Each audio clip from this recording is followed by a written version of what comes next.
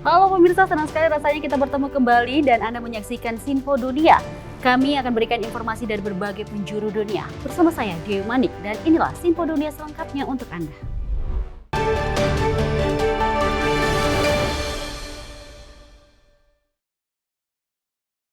Informasi utama kita berikut ini pemirsa, bertujuan memberdayakan perempuan Indonesia di pantai timur Amerika Serikat.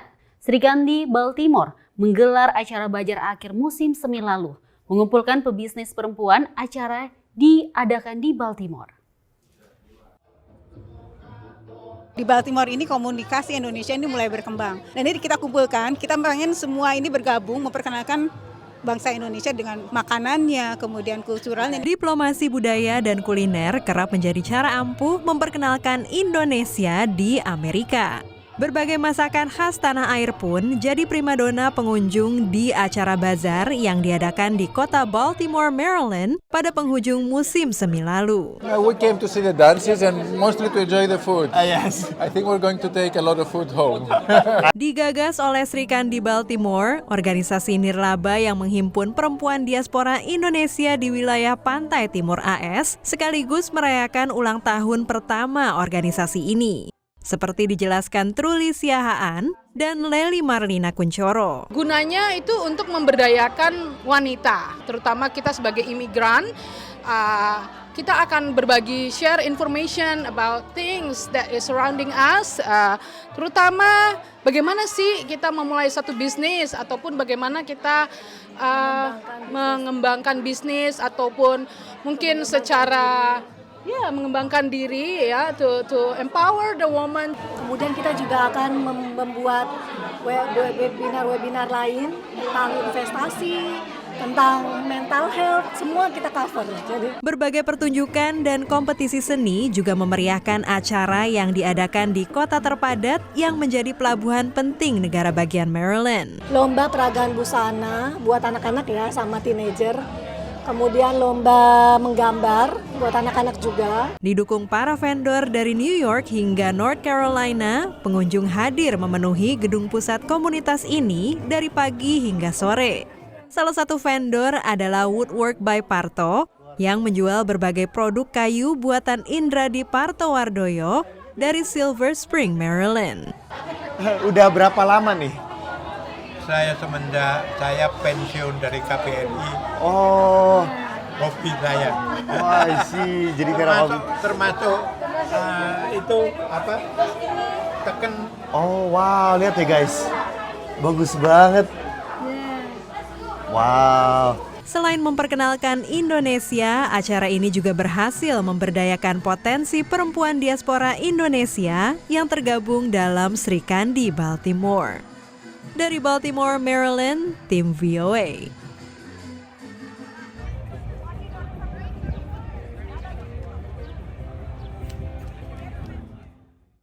Putra kedua Presiden Joe Biden, Hunter Biden, menghadapi ancaman hukuman penjara setelah Dewan Juri dalam Pengadilan Federal menjatuhkan vonis bersalah atas kasus kepemilikan senjata api.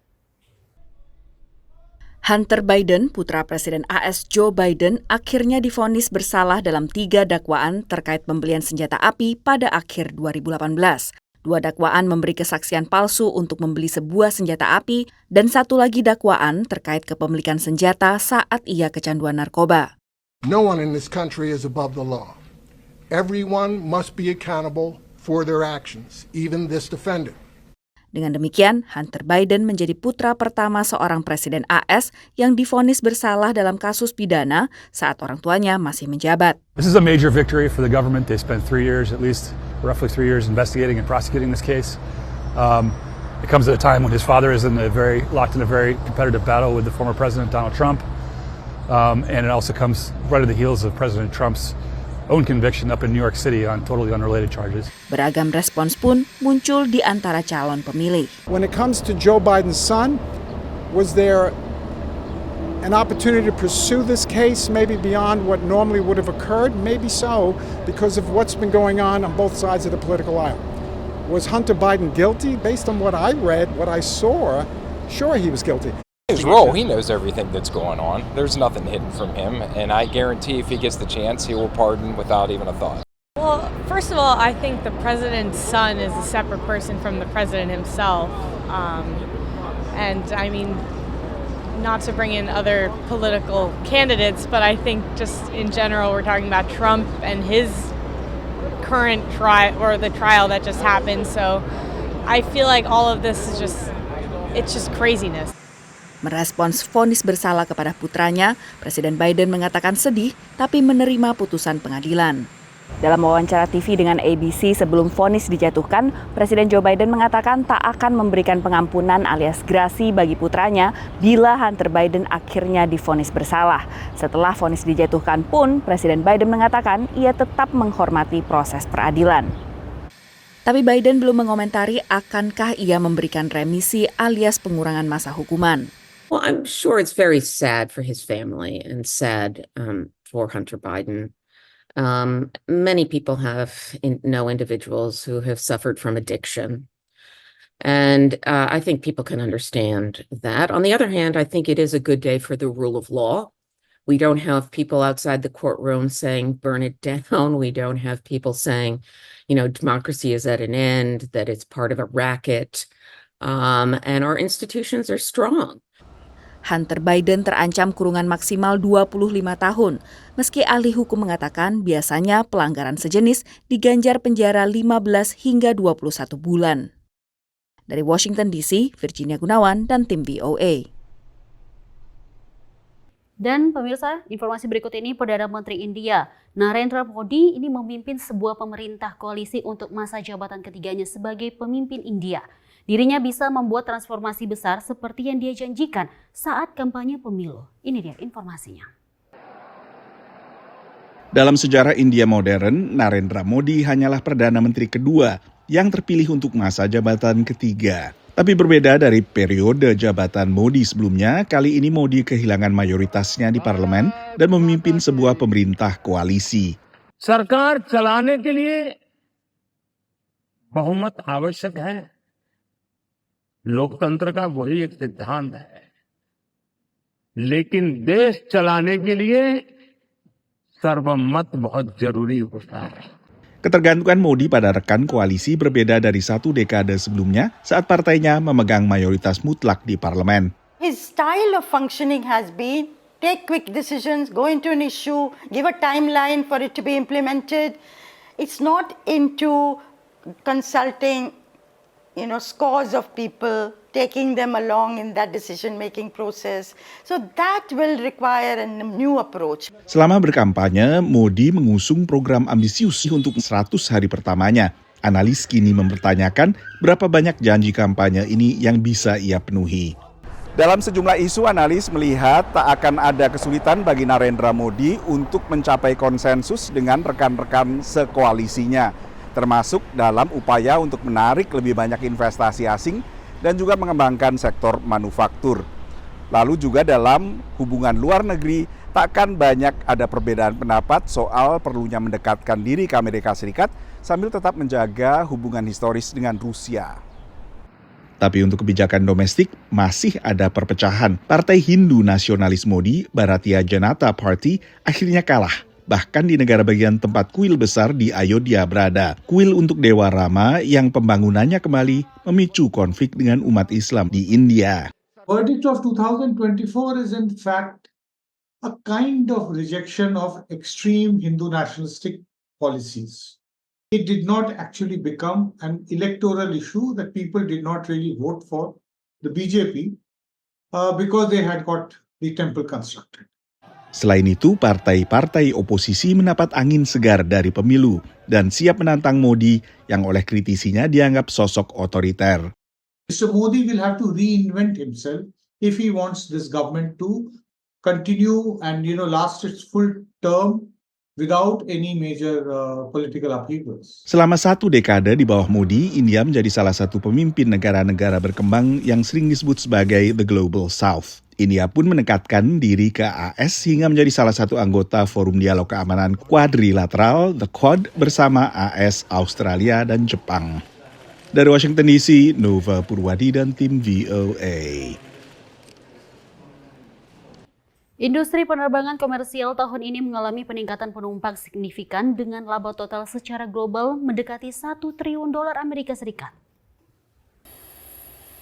Satu lagi maskapai penerbangan meramaikan dunia penerbangan komersial di Amerika Serikat. We are launching Bark Air, which is a service for dogs of all sizes, as you can see, and they're people to travel long distances. It's a first-class experience for the dog, a business-class experience for people. We cater everything to the dog, trying to lower their anxiety and their stress so they have the most comfortable, fear-free experience on an airplane. Bagi anjing kecil seperti Billy, seekor corgi, terbang dengan pesawat komersial umumnya tidak menjadi masalah. Tapi tidak demikian untuk anjing berbadan sedang hingga besar. The idea is over 10 years old, and I came up with it for my dog Hugo, who's a Great Dane. And Great Danes don't fit on commercial airlines very well or in duffel bags. And so I was unable to travel with him long distances and had the idea of that there should be an airline that caters to dogs of his size and of this size to travel with their people in comfort. Untuk saat ini, Bark Air hanya terbang antara New York dengan Los Angeles dengan harga tiket $6.000 satu arah. Sementara penerbangan ke London, Inggris harganya $8.000. They're part of our family. And so I hope that we can create an experience that reaches every family that wants to travel with their entire family like they do with their children. And that means serving as many routes as we can, making the costs more affordable, more attainable for every family or most families. Di tengah tingginya laju inflasi, perjalanan wisata, termasuk menggunakan jalur udara, memang tak banyak berubah bagi konsumen Amerika berpenghasilan menengah ke atas. Tapi tidak demikian bagi konsumen menengah ke bawah, menurut pantauan konsultan CoStar. Data CoStar menunjukkan penurunan signifikan permintaan untuk kamar hotel dari konsumen menengah ke bawah. Sementara Asosiasi Transportasi Udara Internasional, IATA, memperkirakan laba dari industri penerbangan secara global masih minim. I'm pleased that we've been able to update the outlook for the industry for 2024 and increase the forecast profitability to $30 billion. The important point, however, is that the margin remains wafer thin. We're still looking at a margin of just over 3%. So when people look at our industry, they're often focusing on the top line revenues of close to $1 trillion. But that margin performance is still well below where the industry needs to be. Meski demikian, kondisinya telah jauh membaik dibandingkan 2020 saat industri penerbangan global rugi sekitar $140 miliar. Dari Washington DC, Nova Purwadi dan tim VOA. Pemirsa, jangan kemana-mana, kami akan berikan informasi lainnya. Tetaplah bersama kami dalam Sinpo Dunia.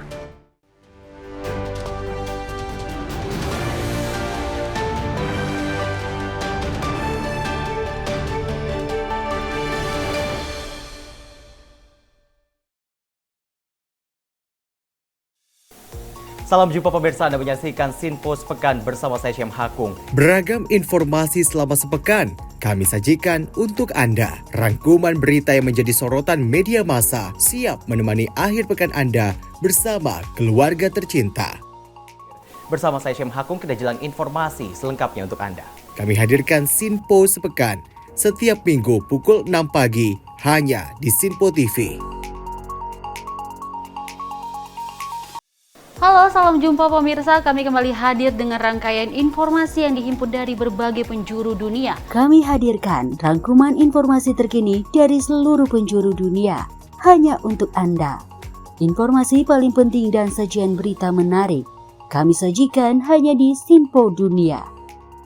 Bersama saya Dewi Manik, inilah Sinpo Dunia selengkapnya untuk Anda. Jangan lewatkan Sinpo Dunia setiap Senin hingga Jumat di Sinpo TV.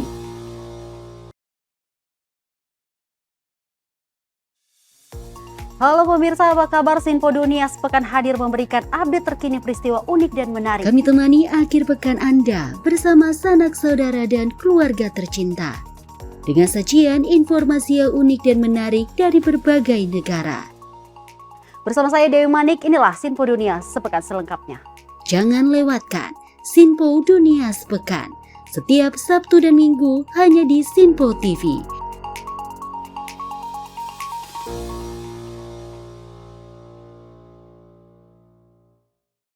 Halo, salam jumpa pemirsa. Senang sekali kita kembali hadir menjumpai Anda dalam Menyapa Malam ini. Rangkuman informasi berkualitas siap temani Anda di malam hari. Sajian berita teraktual yang menjadi pembicaraan kami hadirkan ke layar kaca. Laporan dari berbagai peristiwa kami sajikan ke ruang informasi Anda. Kami hadirkan topik yang jadi sorotan dengan nuansa kekinian. Bangga sekali yang melihat sepak bola Indonesia akhirnya seperti itu. Selain main di Qatar, Presiden juga ikut ya, para menteri. Tapi bukan di Qatar. Ya, di Gorontalo. Ini di Gorontalo pada saat meninjau panen raya seperti itu, panen raya jagung di Provinsi Gorontalo. Dan kita berharap kok peristiwa-peristiwa seperti ini jauh-jauh lah ya, bener kan Andi ya. Karena mengerikan Curanmor, terus kayak kejadian seperti tadi yang nggak kita duga, nggak kita sangka, yang kita jauh-jauhkan nih bisa saja menimpa gitu.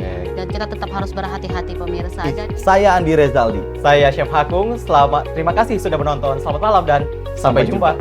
Saksikan selalu Menyapa Malam setiap Senin sampai Jumat pukul 20.00 waktu Indonesia bagian Barat hanya di Sinpo TV.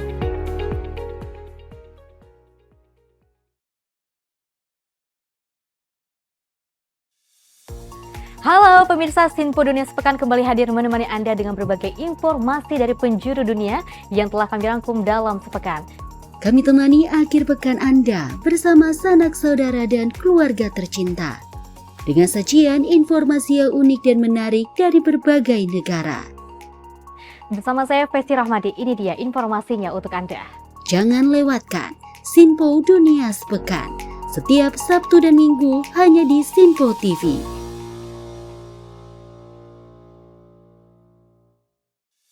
Salam jumpa pemirsa, kami kembali hadir dengan rangkaian informasi yang dihimpun dari berbagai penjuru dunia. Kami hadirkan rangkuman informasi terkini dari seluruh penjuru dunia hanya untuk Anda. Informasi paling penting dan sajian berita menarik kami sajikan hanya di Sinpo Dunia. Bersama saya Sally Siregar, inilah Sinpo Dunia selengkapnya. Jangan lewatkan Sinpo Dunia setiap Senin hingga Jumat di Sinpo TV. Menyapa Anda sebelum memulai hari dengan penuh semangat pagi. Halo, selamat pagi. Pagi Sally, pagi pemirsa dimanapun semua. Beragam informasi dari seluruh penjuru negeri siap menemani Anda di pagi hari. Kami hadirkan beragam informasi terkini yang terjadi dari dalam dan luar negeri, tentunya dengan nuansa masa kini. Wow, Sally, bener kan? Aku bilang tadi bahwa kekalahan adalah kemenangan yang tertunda. Oke, tetap tebarkan semangat dan juga terbitkan keceriaan. Sebarkan cerita terbaik Anda untuk orang di samping Anda. Saya Wira Ananta. Dan saya Festi Rahmadi. Kami pamit undur diri. Selamat pagi. Dan sampai jumpa. Sampai jumpa. Pastikan Anda bersemangat di pagi hari bersama kami dalam program Menyapa Pagi. Senin hingga Jumat pukul 6 pagi hanya di Sinpo TV.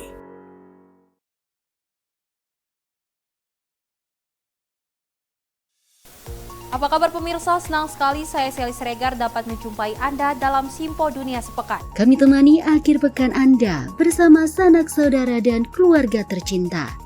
Dengan sajian informasi yang unik dan menarik dari berbagai negara. Pastinya kami akan memberikan berita yang unik dan menarik yang kami rangkum dalam Sinpo Dunia Sepekan. Jangan lewatkan Sinpo Dunia Sepekan setiap Sabtu dan Minggu hanya di Sinpo TV.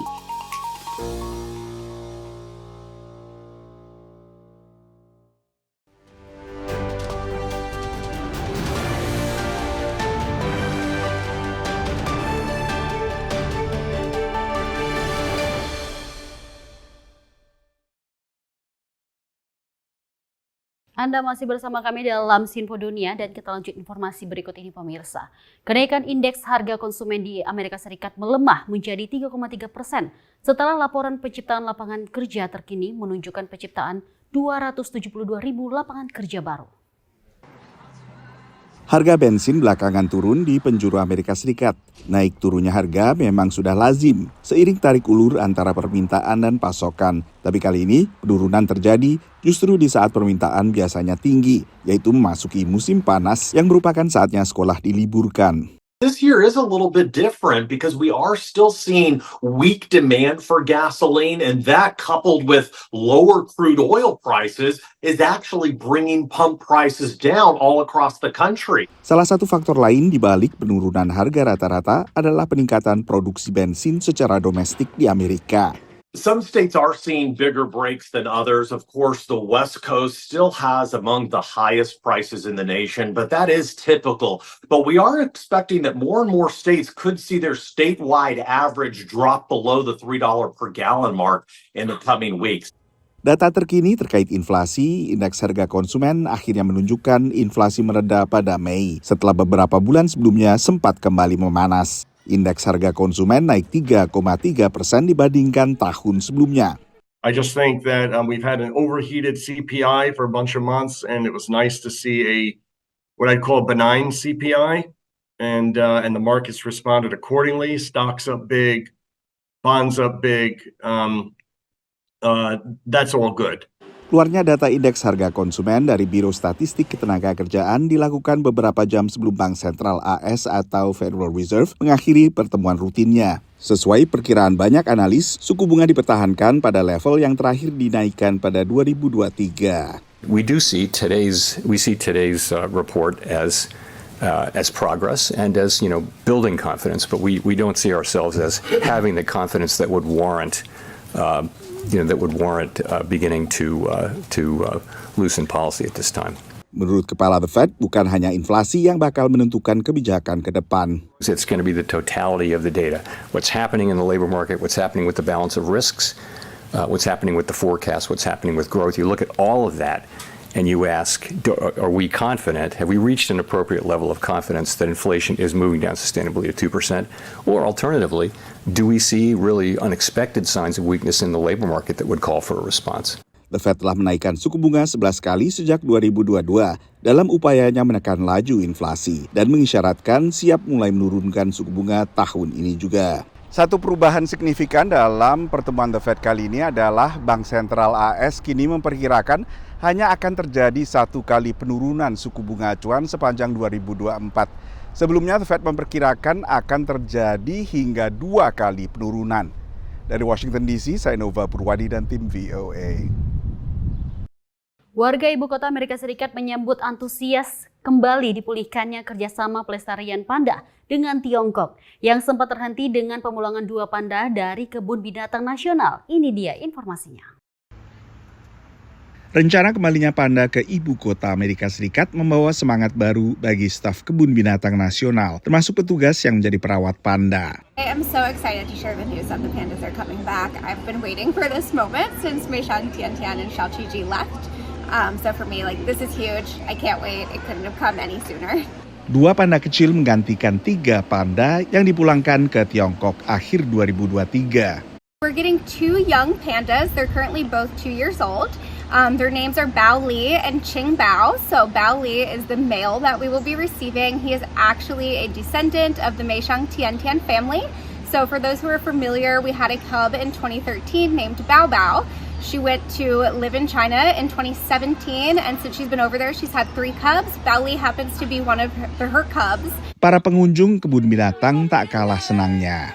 I just hope that we would work things out with the Chinese government. We enjoyed seeing the pandas while they were here, and I have a new generation that wanted to see the pandas because we have a love for all things furry. So we just wanted to have the pandas come back. Amerika Serikat termasuk negara pertama yang menjadi mitra Tiongkok dalam program pelestarian panda yang sering disebut juga sebagai diplomasi panda. Lewat program ini, kebun binatang di luar Tiongkok bisa meminjam panda dengan kontrak 10 tahun untuk bersama-sama mengembangbiakan satwa yang sempat terancam punah ini. Berkat sejumlah terobosan yang dicapai dalam program ini, status panda liar membaik dari status terancam ke rawan.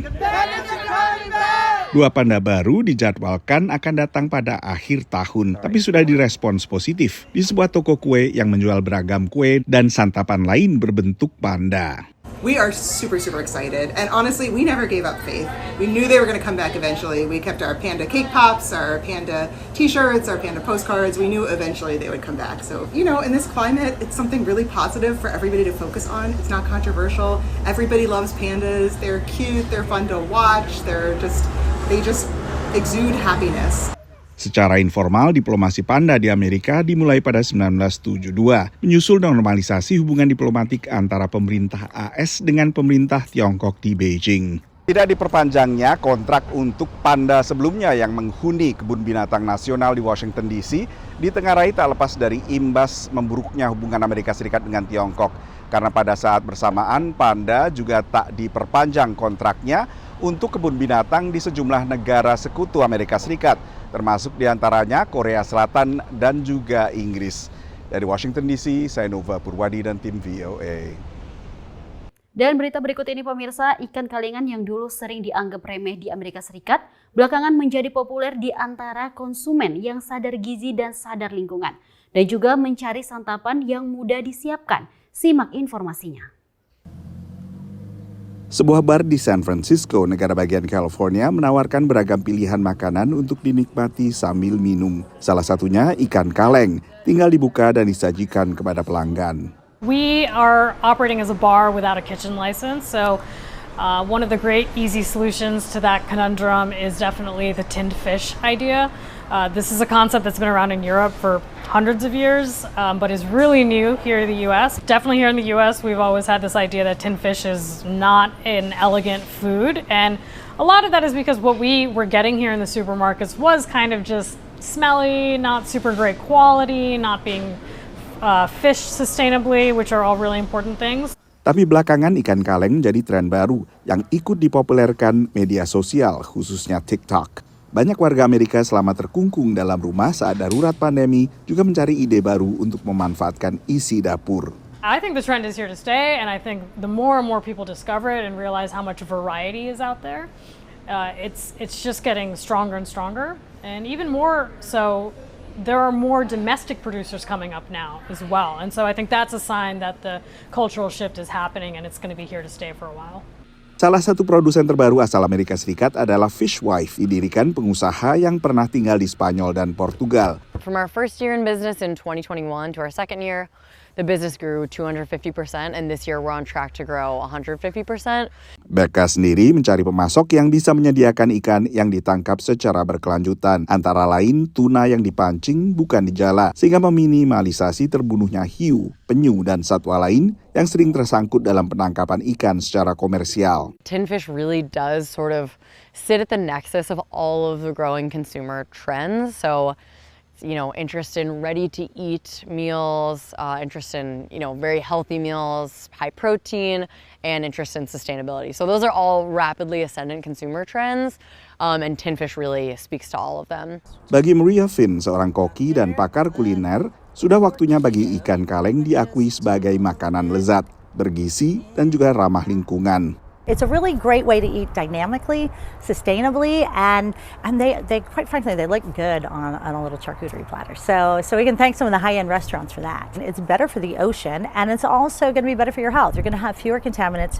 Minat terhadap ikan dalam kaleng di Amerika Serikat meningkat tajam belakangan ini, terutama di antara konsumen muda.